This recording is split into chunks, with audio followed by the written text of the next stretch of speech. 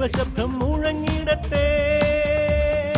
ഇന്നിവിടെ ഈ നിമിഷം ദൈവശബ്ദം മുഴങ്ങിടട്ടെ. ഇന്നും ജീവിക്കുന്ന യേശുവിന്റെ സാന്നിധ്യത്തെ ജനതകൾ കണ്ടിടട്ടെ.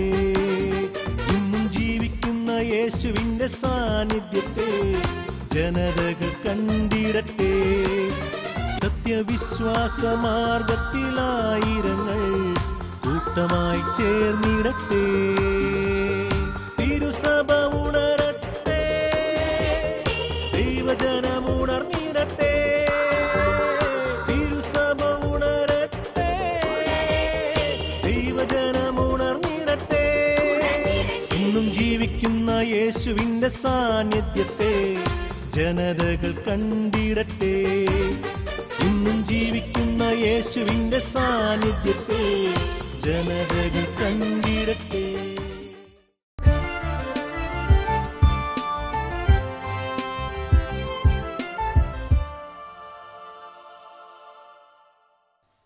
ജോബിന്റെ പുസ്തകത്തിന്റെ 5-ാം അധ്യായം 17-18 വാക്യങ്ങൾ പറയുക, സർവശക്തന്റെ ശാസനത്തെ നിരസിക്കരുത്.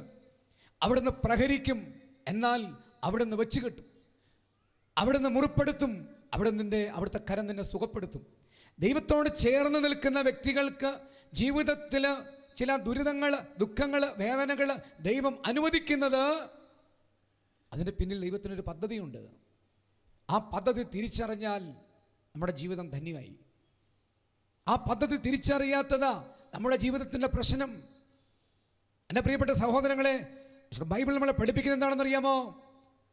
ഇന്ന് ലോകത്തിൽ അനുഭവിക്കുന്ന കഷ്ടതകളിലൂടെ കടന്നു പോകുന്ന വ്യക്തികളെ നമ്മൾ പഠിച്ചാൽ 100 പേരിൽ വെറും 10 പേര് മാത്രമാണ് ദൈവം അനുവദിക്കുന്ന സഹനത്തിലൂടെ കടന്നു പോകുന്നത്. ബാക്കി 100-ൽ 90 പേരും ദൈവം അനുവദിക്കുന്ന സഹനമല്ല, മറിച്ച് ജീവിതത്തിലെ കയ്യിലിരിപ്പ് കൊണ്ട് കിട്ടുന്നതാണ്. 39-ാം സങ്കീർത്തനം 11-ാം വാക്യം അനുസരിച്ച് പറയുകയാണെങ്കിൽ, പാപത്തെ പ്രതി മനുഷ്യനെ അങ്ങ് ശിക്ഷിക്കുമ്പോൾ അവന് പ്രിയങ്കരമായതിനെ എല്ലാം കീടത്തെ പോലെ നശിപ്പിക്കുന്നു. അങ്ങനെ വരുന്ന ചില നാശങ്ങളുണ്ട് ജീവിതത്തിൽ. അപ്പോൾ എൻ്റെ ജീവിതത്തിൽ ഞാനിന്ന് അനുഭവിക്കുന്ന കഷ്ടപ്പാടുകൾ ദൈവം അനുവദിച്ചതാണോ അല്ലയോ എന്ന് അറിയാൻ എന്താ മാർഗം? അത് ഞാൻ അനുഭവിച്ചു കൊണ്ടിരിക്കുമ്പോൾ തന്നെ ദൈവം അതിന് അഡ്വാൻസായി എനിക്കൊരു കൃപ തരും. ഈ കൃപ ഉള്ള വ്യക്തികൾ ഇത് അനുഭവിക്കുമ്പോൾ അവർക്ക് നിരാശ തോന്നത്തില്ല, അവർ പരാതി പറയത്തില്ല, അവർ ജീവിതം നശിപ്പിച്ച് ആത്മഹത്യയിലേക്ക് പോകത്തില്ല. അതാണ് പ്രത്യേകത. ജീവിതത്തിൻ്റെ കഷ്ടപ്പാടുകളിൽ പരാതി പറഞ്ഞ് പരിഭവം പറഞ്ഞ് ജീവിക്കുന്ന വ്യക്തികളെ നിങ്ങൾ നോക്കിക്കോ. എൻ്റെ പ്രിയപ്പെട്ടവരെ, അത് ദൈവം അനുവദിച്ച സഹനമല്ല, അത് ജീവിതത്തിൽ ദൈവത്തോടുള്ള ബന്ധം മുറിച്ചത് കൊണ്ട് സംഭവിച്ചതാ. അങ്ങനെയാണെങ്കിൽ ഇന്നത്തെ എൻ്റെ ജീവിതത്തിലെ ഈ ദുരന്തങ്ങളുടെ കാരണം എൻ്റെ ജീവിതത്തിൽ ഞാൻ ദൈവത്തിൽ നിന്ന് അകന്നു പോയത് മൂലമാണെങ്കിൽ എന്തെങ്കിലും ഇനി ഇവിടുന്നൊരു മാറ്റം എങ്ങനെ സംഭവിക്കും? അത് ഞാൻ ഒരിക്കൽ പ്രാർത്ഥിച്ചുകൊണ്ടിരിക്കുമ്പോൾ എൻ്റെ ഈശോ എന്നെ പഠിപ്പിച്ചത് കാൽവരിക്കുന്നിൻ്റെ മുകളിൽ ഉയർത്തപ്പെട്ട 3 കുരിശ് കാണിച്ചു തന്നിട്ടാ. കാൽവരിക്കുന്നിൻ്റെ മുകളിൽ 3 കുരിശ്, നടുക്കൊരുത്തൻ കിടപ്പുണ്ട്, ഇടത്തും വലത്തും ഓരോരുത്തർ കിടപ്പുണ്ട്. ലോകത്തിൻ്റെ മുമ്പിൽ ഇതാ നഗ്നരാക്കപ്പെട്ട് കുരിശ് കിടക്കുന്ന 3 മനുഷ്യ ജീവിതങ്ങൾ. ഈ നടുക്ക് കിടക്കുന്നുണ്ട്. നമുക്കറിയാം, നമ്മുടെ കർത്താവ്, സ്വർഗത്തിൻ്റെ മുത്ത്, ദൈവപിതാവിൻ്റെ ഏകപുത്രൻ, ആ കർത്താവ് നടുക്ക് കിടക്കുന്നത്. ഇടത്തും വലത്തും കിടക്കുന്നവരോ പാപത്തിലൂടെ കടന്നുപോയി അതിന് ശിക്ഷ അനുഭവിച്ച് കിടന്ന് ആ കുരിശിൽ കിടന്ന് കാണുന്നവരെയൊക്കെ ശപിച്ച് തെറി പറഞ്ഞ് പരാതി പറഞ്ഞ് കിടക്കുന്നവർ. ഇടയ്ക്ക് ഒരുത്തിന് മാനസാന്തരം ഉണ്ടായി. നമ്മൾ സാധാരണ പറയും വലത്തുഭാഗത്തെ കള്ളനെന്ന് പറയും. ബൈബിളിൽ അങ്ങനെ ഇല്ല, എങ്കിലും വലത്താണല്ലോ കുറച്ച് നല്ലത്, നമുക്കങ്ങനെ തന്നെ പറയാം. ആ ഒരു കള്ളന് മാനസാന്തരം ഉണ്ടായപ്പോൾ അവൻ എന്താ ചെയ്തെന്നറിയാമോ? അവൻ അടുത്ത കള്ളനോട് പറയുക, ഞാനും നീയും കുരിശിൽ കയറിയെന്നതിൻ്റെ കാരണം നമ്മൾ പാപം ചെയ്തിട്ടാ. എന്നാൽ ഇവനെ നോക്ക്, ഇവൻ നിരപരാധിയാ, അവനൊരു പാപം ചെയ്തവനല്ല. എന്നിട്ട് ആ കള്ളൻ യേശുവിനോട് പറഞ്ഞു, നീ രാജാവായി വരുമ്പോൾ എന്നെ കൂടി ഓർക്കണേ. ഇവൻ ആരോടാ പ്രാർത്ഥിച്ചത് പ്രിയപ്പെട്ടവരെ?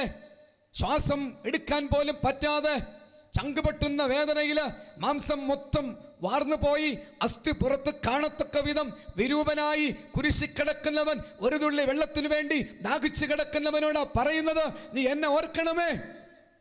എന്തുകൊണ്ടായി കള്ളന് അങ്ങനെ പ്രാർത്ഥിക്കാൻ സാധിച്ചത്? അവന് മനസ്സിലായി, ഈ കിടക്കുന്നവൻ പ്രവാചക ഗ്രന്ഥങ്ങളിൽ പറഞ്ഞിരിക്കുന്ന മിശിഹായാണ്.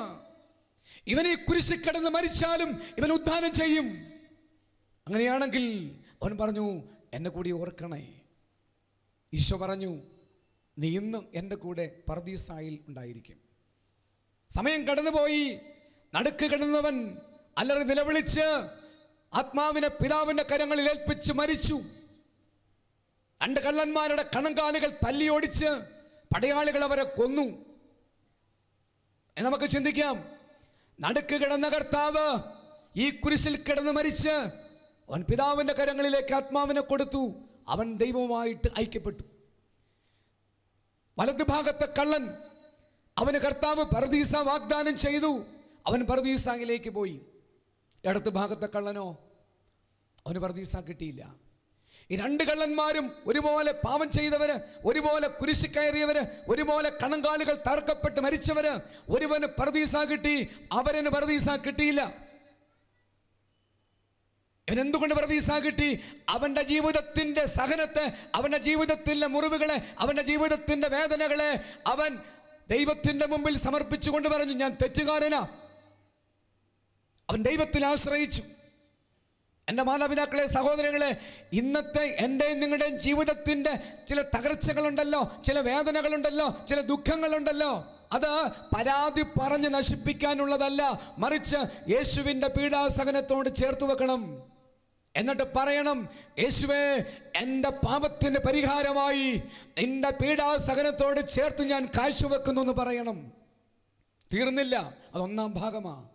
2-മതൊരു ഭാഗമുണ്ട്. നമ്മുടെ ജീവിതത്തിൻ്റെ വേദനകൾ, പരിഹാസങ്ങൾ, നിന്ദനങ്ങൾ, അപമാനങ്ങൾ ഏൽക്കേണ്ടി വരുമ്പോൾ ഉണ്ടാകുന്ന നൊമ്പരങ്ങൾ യേശുവിൻ്റെ സഹനത്തോട് ചേർത്ത് വെച്ച് അവരൻ്റെ പാപത്തിൻ്റെ മോചനത്തിന് വേണ്ടി, പാപത്തിൻ്റെ പരിഹാരമായി കാഴ്ചവെക്കുമ്പോൾ എൻ്റെ കഷ്ടപ്പാടുകൾ സഹനമായി മാറും.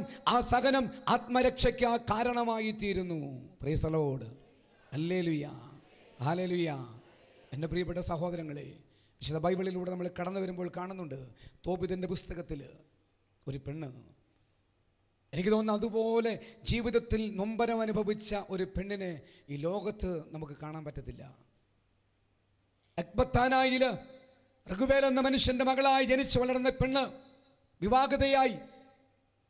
ആദ്യ രാത്രി ഭർത്താവ് മരിച്ചുപോയി. ഒരു പിശാച് അവളുടെ ഭർത്താവിനെ ഞെക്കിഞ്ഞെരിച്ച് കൊന്നു. 2-മത് വിവാഹം നടന്നു. ആ ഭർത്താവിനെ ആദ്യ രാത്രി പിശാച് ഞെക്കിഞ്ഞെരിച്ച് കൊന്നു. 3-മത് വിവാഹം നടന്നു.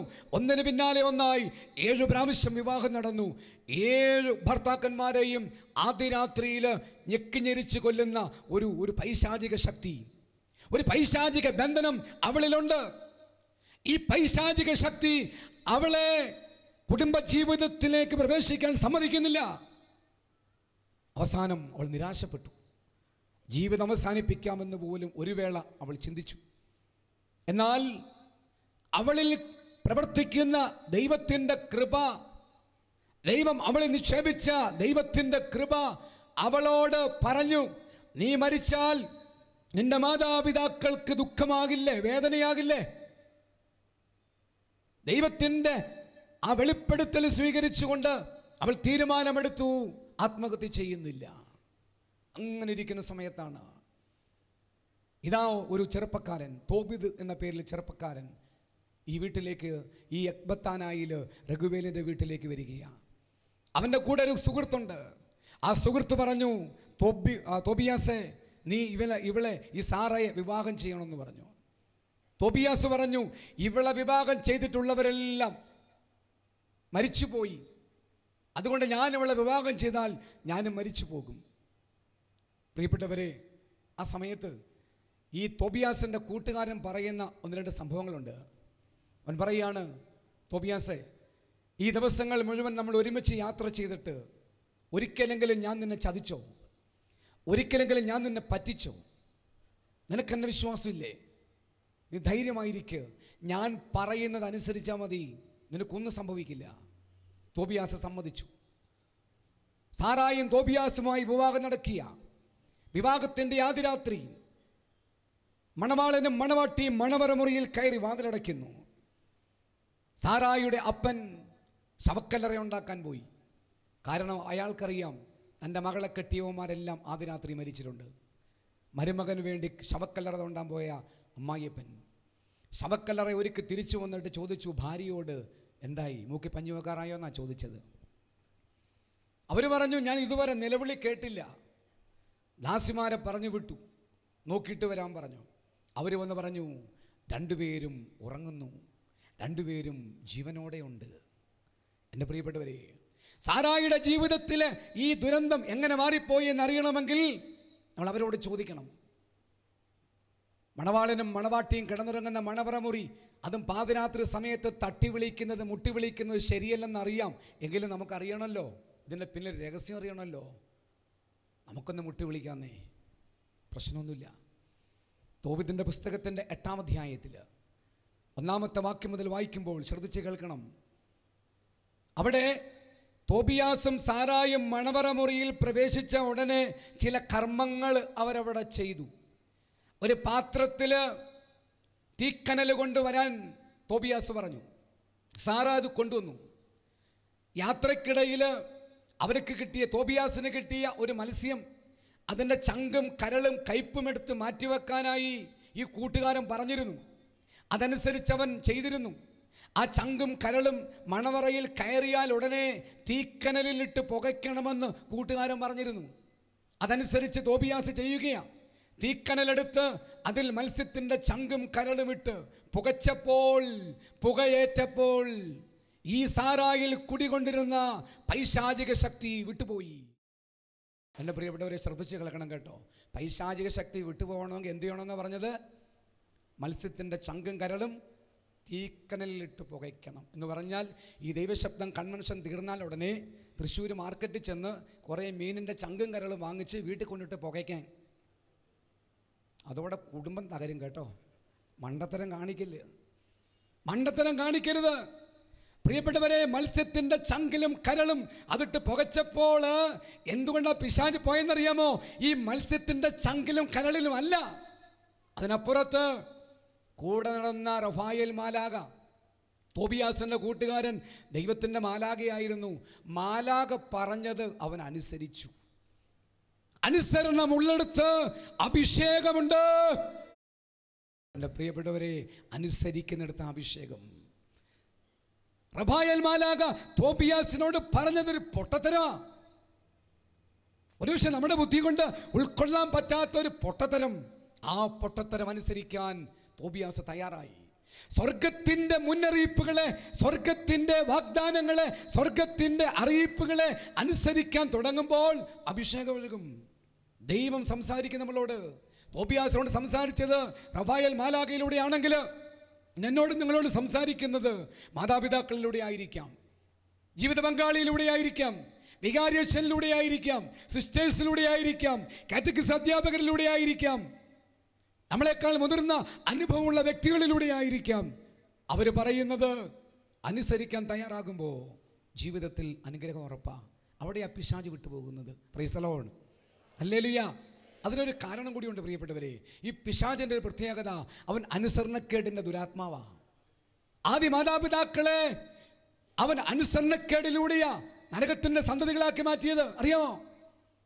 അതുകൊണ്ട് എവിടെ അനുസരണക്കേടുണ്ടോ അവിടെ പൈശാചിക ബന്ധനമുണ്ട്. ഈ അനുസരണക്കേടിന്റെ ദുരാത്മാവിനെ അനുസരണം കൊണ്ടാണ് തോബിയാസ് ബന്ധിച്ചകറ്റിയത്. അതുകൊണ്ടാണ് ഇന്നലെ പ്രിയപ്പെട്ട തോമസ് ബ്രദർ പരിശുദ്ധ അമ്മയെക്കുറിച്ച് വചനം പങ്കുവച്ചപ്പോൾ പറഞ്ഞു, പ്രിയപ്പെട്ടവരെ, ആദ്യത്തെ ഹവ്വ അനുസരണക്കേട് കാണിച്ച് മാനവ സമൂഹത്തെ പാപത്തിനടിമയാക്കി മാറ്റിയെങ്കിൽ രണ്ടാമത്തെ ഹവ്വായായ പരിശുദ്ധ മറിയം അനുസരണം കൊണ്ട് സാത്താന്റെ തലയെ തകർത്തു. Hallelujah, hallelujah. അവിടെയാണ് അഭിഷേകം. രണ്ടാമത് ഞാൻ ചുരുക്കി പറഞ്ഞു പോയ പ്രിയപ്പെട്ടവരെ, ചങ്കും കരളുമിട്ട് പുകച്ച് പിശാച് വിട്ടുപോയി. ഇവിടെ ഇരിക്കുന്ന എൻ്റെ പ്രിയപ്പെട്ട എൻ്റെ കുഞ്ഞ് അനുജന്മാരോടും അനുജത്തിമാരോടും ഒക്കെ ഞാനൊന്ന് പറയുക, മാതാപിതാക്കളെ അനുസരിക്കാൻ പഠിക്കുന്നു. മുതൽ TV ഓഫ് ചെയ്യാൻ പറയുമ്പോൾ ഇതൂടെ തീരട്ടെ. നോ, അവിടെ വെച്ച് TV ഓഫ് ചെയ്യണം. കമ്പ്യൂട്ടർ ഓഫ് ചെയ്യാൻ പറയുമ്പോൾ അവിടെ വെച്ച് ഓഫ് ചെയ്യണം. ഭർത്താവിനോട് ഭാര്യ പറയുക, ചേട്ടാ അത് വേണ്ട കേട്ടോ, അത് ശരിയാവത്തില്ല. ഭാര്യ കാര്യമൊക്കെ ശരിയാ, ഒന്നനുസരിക്കാൻ തയ്യാറായാലുണ്ടല്ലോ ഈ ഭാര്യയിലൂടെയും ചിലപ്പോൾ ദൈവം സംസാരിക്കും. ഭർത്താവ് പറയുമ്പോൾ ഭാര്യ അങ്ങോട്ട് അനുസരിച്ച് കൊടുത്തു നോക്കിയേ, അവിടെ അത്ഭുതം ഉണ്ടാവും. അനുസരിക്കുന്നിടത്ത് അഭിഷേകമുണ്ട് പ്രിയപ്പെട്ടവരെ. ഇവിടെ വീണ്ടും അവർ രണ്ടുപേരും കൂടി അവർ ഒരുമിച്ച് ഈ കർമ്മങ്ങളൊക്കെ ചെയ്ത് പിശാചൊക്കെ വിട്ടുപോയി. അതിനുശേഷം ഒരുമിച്ച് പ്രാർത്ഥിക്കാൻ തുടങ്ങിയ, ഒരുമിച്ച് പ്രാർത്ഥിക്കുക. 4-ാമത്തെ വാക്യത്തിൽ പറയുന്നു, തോബിയാസ് സാറായോട് പറഞ്ഞു, വാ എഴുന്നേറ്റ് നമ്മുടെ കർത്താവിൻ്റെ കാരുണ്യത്തിനായി നമുക്ക് പ്രാർത്ഥിക്കാം. ഇവിടെ ഇരിക്കുന്ന എൻ്റെ വിവാഹിതരായ അപ്പച്ചന്മാരോടും അമ്മച്ചമാരോടും എന്നേക്കാൾ പ്രായമുള്ള അല്ലെങ്കിൽ എന്നെ അത്രയൊക്കെ പ്രായമുള്ള വ്യക്തികളോട് ഞാനൊരു കാര്യം ചോദിക്കുമ്പോൾ ദയവ് ചെയ്ത് കരം ഉയർത്തി പിടിക്കരുത്. കരം ഉയർത്തി പിടിക്കരുത്. ഞാൻ ചോദിക്കുന്ന ചോദ്യം ഇതാ, വിവാഹത്തിൻ്റെ അന്ന് ആദ്യ രാത്രി ദൈവം തന്ന ജീവിത പങ്കാളിയുടെ കരം ചേർത്ത് പിടിച്ച് മണവറയിൽ ഒരുമിച്ച് പ്രാർത്ഥിച്ച് കുടുംബജീവിതം ആരംഭിച്ച എത്ര പേര് ഇവിടെ ഉണ്ട്? കരം ഉയർത്തലെന്ന് പറയാൻ അറിയാമെന്നറിയാം, നാണക്കേട് ഉണ്ടാകാതിരിക്കാനായിട്ടാണ്. Price the Lord. ഭാര്യ ഭർത്താക്കന്മാർ കരങ്ങൾ കോർത്ത് പിടിച്ച് പ്രാർത്ഥിക്കുമ്പോൾ അവിടെ ദൈവം അത്ഭുതം ചെയ്യും. ഡിവൈൻ ധ്യാന കേന്ദ്രത്തിൽ പാട്ടുപാടിക്കൊണ്ടിരുന്നൊരു പെൺകുട്ടിയാണ് ഞാൻ വിവാഹം ചെയ്തത്. ഞങ്ങളുടെ കല്യാണമൊക്കെ ഏകദേശം ഉറപ്പിച്ച് വെച്ചിരിക്കുന്ന സമയത്ത് കുര്യാക്കോസ് പുന്നൂരിലച്ഛൻ്റെ ടീമിലാണ് അന്ന് നമ്മൾ പാടിക്കൊണ്ടിരിക്കുന്നത്. അവർ ആ ടീമിൽ ഒരിക്കലും ഇങ്ങനെ പ്രാർത്ഥിച്ചുകൊണ്ടിരിക്കുമ്പോൾ കർത്താവ് മെസ്സേജ് കിട്ടുന്നൊരു വ്യക്തിയോട് ഇങ്ങനെ സംസാരിച്ചു. ഇവരുടെ വിവാഹം നടക്കുമ്പോൾ ഈ പെൺകുട്ടിയും അവളുടെ ഭർത്താവും അവളെ കെട്ടാൻ പോകുന്ന ചെറുക്കനും കൂടി ഒരുമിച്ച് കരങ്ങൾ കോർത്ത് പിടിച്ച് എന്ത് പ്രാർത്ഥിച്ചാലും കർത്താവ് നടത്തി കൊടുക്കുമെന്ന്. ഞങ്ങളുടെ വിവാഹം ആശീർവദിച്ചതും കുര്യാക്കോസ് പുന്നൂരിലച്ഛനാണ്. അച്ഛൻ്റെ ആമുഖത്തിൽ ഈ സംഭവങ്ങളൊക്കെ പറഞ്ഞു. പ്രിയപ്പെട്ടവരെ, ഞങ്ങളുടെ വിവാഹം നടന്ന് ഞങ്ങൾ അവളുടെ വീട്ടിലേക്ക് ഞാൻ പോവുകയാണ്. അവിടെ വീടിൻ്റെ അവിടെ ചെന്നപ്പോൾ വലിയ കുന്നും മലയൊക്കെ ഉള്ളൊരു സ്ഥലം ഇടുക്കി ജില്ലയിലാണ്. അവിടെ ചെന്നപ്പോൾ എന്നോട് പറഞ്ഞു, നമുക്ക് ഈ മലയൊക്കെ ഒന്ന് കാണാൻ പോയാലോ? ഞാൻ പറഞ്ഞു പോകാമെന്ന് പറഞ്ഞു. അങ്ങനെ ഞങ്ങൾ വൈകുന്നേരം ആയപ്പോൾ മലയൊക്കെ കാണാൻ വേണ്ടി കുന്ന് കയറി മുകളിൽ വലിയൊരു പാറയുടെ മുകളിൽ പോയി ഇങ്ങനെ ഇരിക്കുക. അടുത്തൊന്നും വീടൊന്നുമില്ല. അവിടെ അങ്ങനെ ഇരിക്കുന്ന സമയത്ത് പെട്ടെന്ന് കാർമേഘം ഇരുണ്ട് മൂടി മഴ പെയ്യാൻ തുടങ്ങി. ഞാൻ പറഞ്ഞു, കുടയില്ലല്ലോ. ഇല്ല, നമ്മൾ എന്തു ചെയ്യും? അടുത്തൊന്നും വീടില്ല. പാറയായതുകൊണ്ട് പെട്ടെന്ന് ഓടിപ്പോയാൽ പായലുണ്ട്, തെറ്റിപ്പോവും. അതുകൊണ്ട് പതുക്കെ പിടിച്ചു വേണം ഇറങ്ങിപ്പോവാൻ. ഞാൻ പറഞ്ഞു, ഏതായാലും നമ്മൾ നനയും, നമുക്ക് ഇവിടെ ഇരുന്ന് നനയാമെന്ന് പറഞ്ഞു. വേറെ നിവൃത്തിയില്ല. രണ്ടുപേരും കൂടെ പാറയുടെ മുകളിലിരുന്ന് മഴ ഇങ്ങനെ പെയ്തു വരുമ്പോൾ കാണാം, 4 ചുറ്റും ഇങ്ങനെ മഴ പെയ്യുന്നുണ്ട്. പ്രിയപ്പെട്ടവരെ, പെട്ടെന്ന് ഞാൻ എൻ്റെ ജീവിത പങ്കാളിയോട് പറഞ്ഞു, കർത്താവ് നമുക്കൊരു വാഗ്ദാനം തന്നിട്ടില്ലേ, നമ്മൾ രണ്ടുപേരും കൂടെ എന്ത് ചോദിച്ചാലും സാധിച്ചു തരുമെന്ന്. നമുക്കിപ്പോൾ ഒരു അത്ഭുതം കാണാൻ വേണ്ടി പ്രാർത്ഥിക്കാം. എൻ്റെ ഭാര്യ ചോദിച്ചു, എന്താ അത്ഭുതം? ഈ പെയ്തു വരുന്ന ഈ പേമാരി നമ്മളിരിക്കുന്ന പാറയിൽ പെയ്യരുത്, ബാക്കി എല്ലായിടത്തും പെയ്യണം. അവളെന്നോട് ചോദിച്ചു, നടക്കുന്ന കാര്യമാണോ? ഞാൻ പറഞ്ഞു, ഈ പെണ്ണെ, നടക്കാത്ത കാര്യം നടക്കുന്നതിനെ അത്ഭുതം എന്ന് പറയുന്നത്. നമുക്കെന്താ നഷ്ടമെന്നേ? ചുമ്മാ ചോദിക്കാം, കിട്ടുന്നെങ്കിൽ മതി. രണ്ടുപേരും കരം കോർത്ത് പിടിച്ചു. ആ പാറയുടെ മുകളിൽ അടുത്തൊന്നും വീടും ആള് താമസമൊന്നുമില്ല. കരം കോർത്ത് പിടിച്ച് കണ്ണുകൾ ഇറുക്കി അടച്ച് ഞാൻ ഇങ്ങനെ പ്രാർത്ഥിച്ചു, കർത്താവേ, നീ ഞങ്ങൾക്ക് വാഗ്ദാനം തന്നിട്ടുണ്ട്, ഞങ്ങൾ രണ്ടുപേരും ഒരുമിച്ച് ചോദിക്കുന്നത് ചെയ്തു തരുമെന്ന്. ഈ മഴ ഇവിടെ പെയ്യരുത്, ബാക്കിയെല്ലായിടത്തും പെയ്യണം. സ്തുതിക്കാൻ തുടങ്ങി. ഒരു 3-4 മിനിറ്റ് സ്തുതിച്ചു തീർന്നു. കണ്ണ് തുറന്ന് നോക്കിയപ്പോൾ 4 ചുറ്റും മഴ പെയ്യുന്നുണ്ട്. ഞങ്ങളിരിക്കുന്ന പാറയിൽ മഴ പെയ്യുന്നില്ല. എൻ്റെ പ്രിയപ്പെട്ട സഹോദരങ്ങളെ, അന്ന് കർത്താവ് പഠിപ്പിച്ച സംഭവം ഇത് ഞങ്ങൾക്ക് മാത്രമുള്ള സന്ദേശമല്ല. ദൈവത്താൽ ഒന്നിപ്പിക്കപ്പെട്ട ഒരു ഭാര്യയും ഭർത്താവും. കർത്താവ് പറയുക, 2-3 പേർ എൻ്റെ നാമത്തിൽ ഒരുമിച്ച് കൂടുമ്പോൾ ഒരു ഭാര്യയും ഭർത്താവും ദൈവത്താൽ ഒന്നിപ്പിക്കപ്പെട്ടവരാണെങ്കിൽ അവരുടെ മധ്യേ ദൈവമുണ്ട്. ആ ദൈവത്തെ കൂട്ടുപിടിച്ച് ഒരുമിച്ചിരുന്ന് പ്രാർത്ഥിച്ചു നോക്ക്, സംഭവിക്കാത്ത കാര്യങ്ങൾ സംഭവിക്കും. 22 വർഷമായി ഞങ്ങളുടെ വിവാഹം നടന്നിട്ട് ഇന്ന് വരെ ഞങ്ങൾ കണ്ട അത്ഭുതങ്ങൾക്ക് കണക്കില്ല പ്രിയപ്പെട്ടവരെ, കണക്കില്ല. ഈ ദിവസങ്ങളിലൊക്കെ ഈ കൺവെൻഷന് വേണ്ടി എൻ്റെ വീട്ടിലിരുന്ന് എൻ്റെ ജീവിത പങ്കാളി പ്രാർത്ഥിക്കുക. ഇന്നലെ ഞാൻ കുറേ ദിവസമായി വീട്ടിലേക്ക് ഫോൺ ചെയ്തിട്ട് ഇന്നലെ വൈകിട്ട് കുറേ മിസ് കോൾ കണ്ടുകൊണ്ട് ഞാൻ വിളിച്ചപ്പോൾ പറയുക, നമ്മുടെ പള്ളിയിൽ 40 മണി ആരാധന നടക്കുക, അന്ന് അറിയിപ്പിക്കാൻ വേണ്ടി വിളിച്ചതെന്ന് പറഞ്ഞു. ഞാൻ രാവിലെ തീർന്നു. എന്നിട്ട് എന്നോട് പറയുക, ഈ കൺവെൻഷനിലാണ് ഞാൻ നിൽക്കുന്നതെന്ന് മനസ്സിലാക്കിയ എൻ്റെ ഭാര്യ ആ പള്ളിയിൽ, ഇടവക പള്ളിയിൽ, ആകെ ഞങ്ങൾ 20 വീട്ടുകാരെ ഉള്ള ആ പള്ളിയിൽ മെനഞ്ഞാന്ന് രാത്രി മുതൽ ഇന്നലെ രാവിലെ വരെ ആ രാത്രി മുഴുവൻ ദിവികാരുണ്യത്തിൻ്റെ മുമ്പിലിരുന്ന് പ്രാർത്ഥിച്ചു. എനിക്ക് വേണ്ടി, ഞാൻ ചെയ്യുന്ന ശുശ്രൂഷകൾക്ക് വേണ്ടി, എൻ്റെ കൂടെയുള്ള ശുശ്രൂഷകർക്ക് വേണ്ടി. Price the Lord, hallelujah.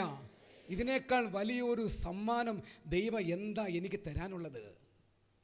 എൻ്റെ പ്രിയപ്പെട്ടവരെ, ഇവിടെ ഇരിക്കുന്ന ഓരോ ഭാര്യയും ഭർത്താവും ചിന്തിക്കണം, ദൈവം തന്ന സമ്മാനമായി ജീവിത പങ്കാളി.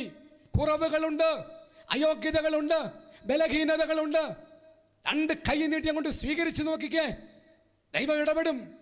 സ്വർഗത്തിലെ ദൈവം എനിക്കും നിങ്ങൾക്കും തന്ന നമ്മുടെ ജീവിത പങ്കാളിയുടെ വില മനസ്സിലാക്കാൻ ഇന്നെന്തേ മനുഷ്യർക്ക് സാധിക്കാതെ പോകുന്നത്?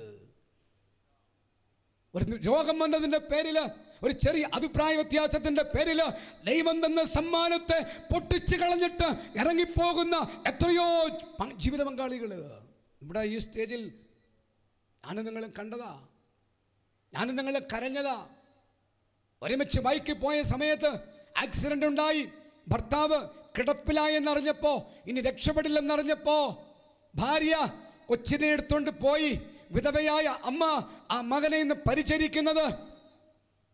എൻ്റെ പ്രിയപ്പെട്ടവരെ, ദൈവം തന്ന സമ്മാനത്തെ പുറംകാല് കൊണ്ട് തട്ടിയെറിഞ്ഞിട്ട് പോകുന്ന ജീവിതങ്ങൾ എവിടെയാണ് അനുഗ്രഹിക്കപ്പെടുന്നത്? തോബിയാസും സാറായും അവർ പറയുക, നമുക്ക് ഒരുമിച്ച് പ്രാർത്ഥിക്കാം. ഇന്നു മുതൽ തീരുമാനമെടുക്കുക.